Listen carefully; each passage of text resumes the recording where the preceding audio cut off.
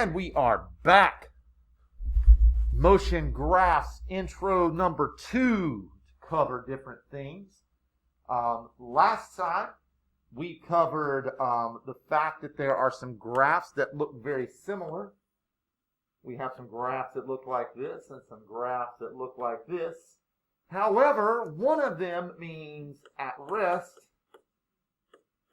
and one of them means constant speed. And we have to make sure that we're always checking our X and our Y axis, because the Y axis on this one should be labeled some sort of distance, and the Y axis on this one should be labeled some sort of speed. Most of the time, except for the really crazy questions when they're messing with us, the x-axis is going to be listed as time. Now, we covered a couple of others while we were doing that as well. And we covered, because they look exactly the same, and we have to be careful not to get them confused. We had some that look like this. And on one of them, it meant constant speed, and one of them meant acceleration. And again, the way that I know which is which is I need to look at my X and my Y axis. And for this, in order for it to be constant speed, this would need to be a distance time graph, where this one would have to be a speed time graph. And I hope that you remember that from last time. That's a very quick introduction to some of the things that we did. If you need to go back and watch that other video, you may if you need to, because what we're going to get into now could be confusing if you didn't understand the last thing. So sometimes we're going to get some graphs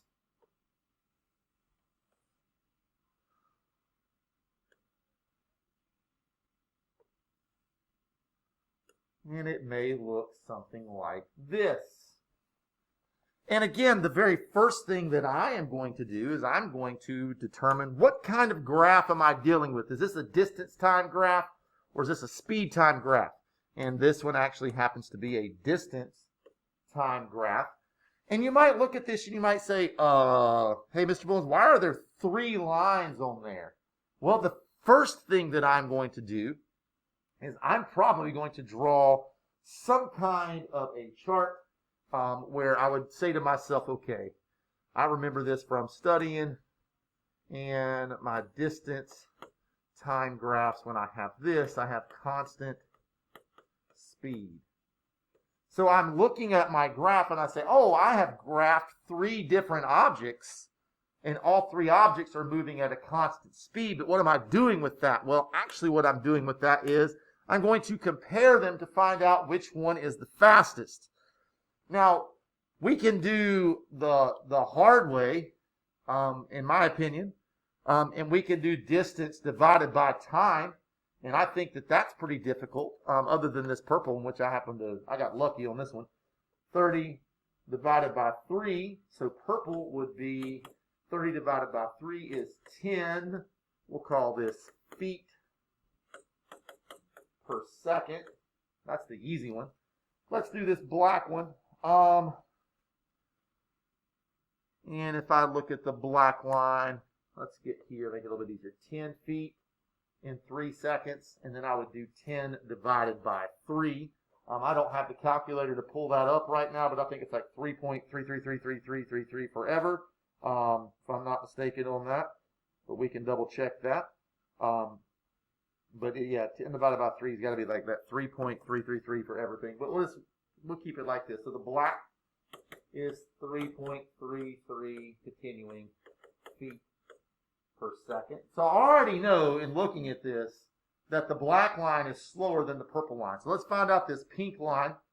And we're going to say that's about here. So 70 in 2 and 70 divided by 2. So pink equals 35 feet per second. And if I do the math, which is very easy to get confused on, especially if they don't give you numbers, and sometimes there are no numbers on the side. Okay, sometimes you don't get the numbers on the side. So let's see if I can go back real quick. No, if I do that, I'm in big trouble. Keep going backwards, thing. Come on. There you go. You can do it.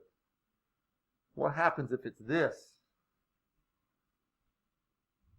And I don't have numbers. Well, I could plug in fake numbers if I wanted to. I could, but if I don't, there's a very easy way to remember this. The steeper the line, the more the line moves this way. Whoa, that's not what I wanted to do.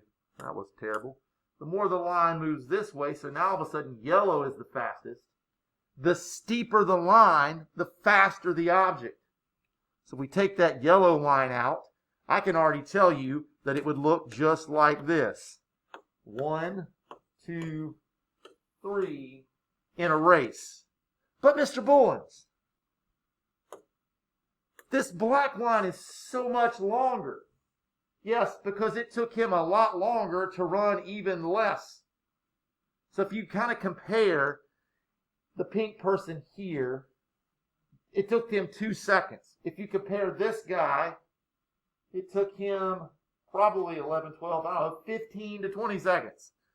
So it's obvious that he is going faster. So we will often have questions that will compare different things. Now, again, there are some misconceptions you could make. Some people might think that this is 3 people racing up 3 different hills. And you might say, well, this person definitely lost because running up a hill that steep, you would take the longest. That's not necessarily what's going on there. That person is running the fastest because, as we know from the last time, these are not hills. They are not hills. Because we have covered everything now in distance and time graphs, the distance time graphs also are rarely this easy. Okay, constant speed, done. At rest, done. Comparing things, done. Acceleration, done. You know that they're not going to do it that easy. They never make it that easy on us, do they? They don't. That's just facts. They make the graphs more complicated. So the graph may look something like this.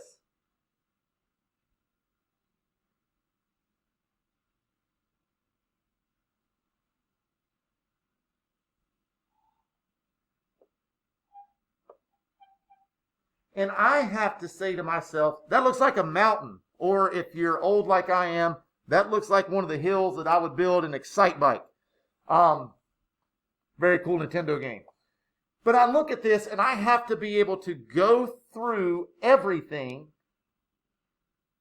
and actually figure out what exactly is going on in this graph.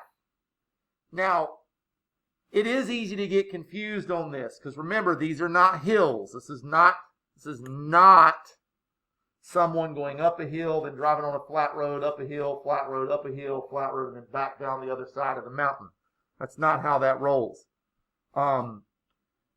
What's going on in this one? And you have to stop and think, okay, this is a distance time graph. When I have something like this, that means an object was going at a constant speed. When I have this horizontal line, that means an object is at rest. So this would be like the bus drove, and then it had to stop to let some kids on and some kids off.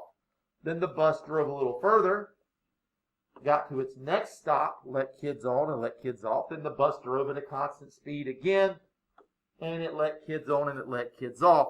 This last part, however, is where people get confused. They want to say, oh, the bus was slowing down. No, remember, slowing down on a distance time graph would look something like that on a distance time graph. Here's what you have to think about in order to not get this wrong. Let me go back a little bit. Whoops. There we go. So we can tell this story. So let's just say that Avery's mom had to drive to the store. Okay?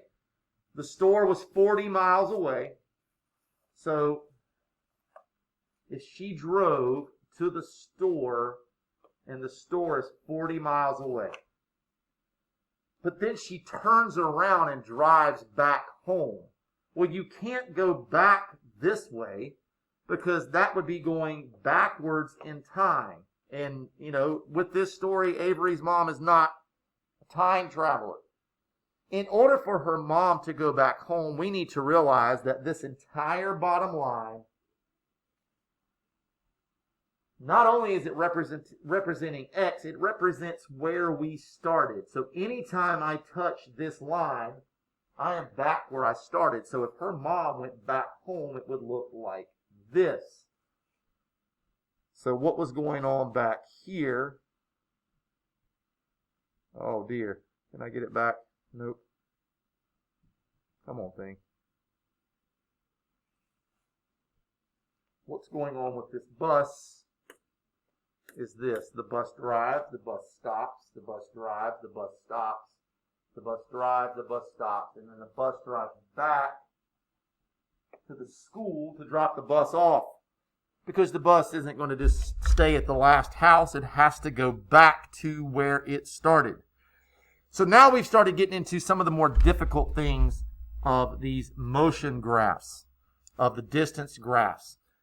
They might also ask you questions like this. How long was the bus stopped during its drive? And we'll change this from seconds now for this to minutes because it'll make a little bit more sense. In the total amount of time that the bus stopped while it was driving.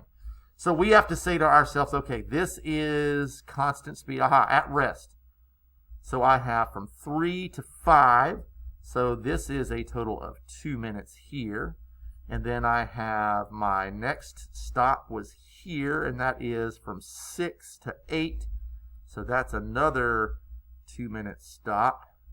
And then I have from 9 to, which would be 11, would be up here. 9 to 11 is another 2 minutes.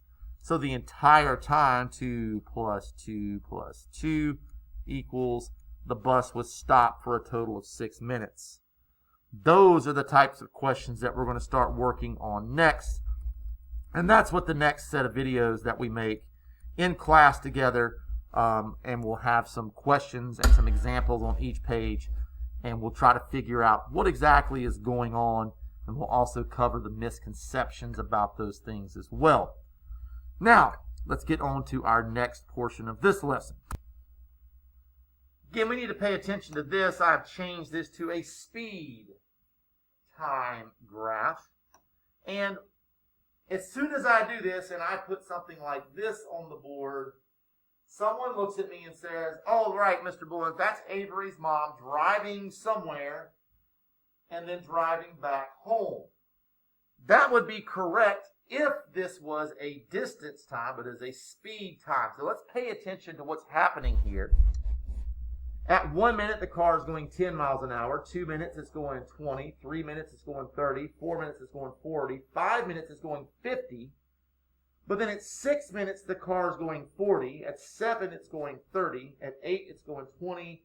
At 9, it's going 10. And then over here, it should be around 9, it's actually going 0. That's fine. We'll just take that. Skip that last part. At 9, it's going 0. Did that car go somewhere and come back home?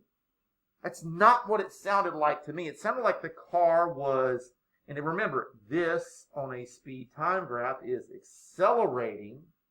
So what do you think the car is doing here? Well, it's going 40, 30, 20, 10, 0. So it's slowing down. So if this is accelerating, what is it when we go down on a speed time graph? It is decelerating. Decelerating when you go down on a speed time graph. So, yep, you guessed it, even more misconceptions. However, the next whole lesson is going to be basically about finding those misconceptions so that we don't make those. Smash the like button and subscribe. See you in the next video.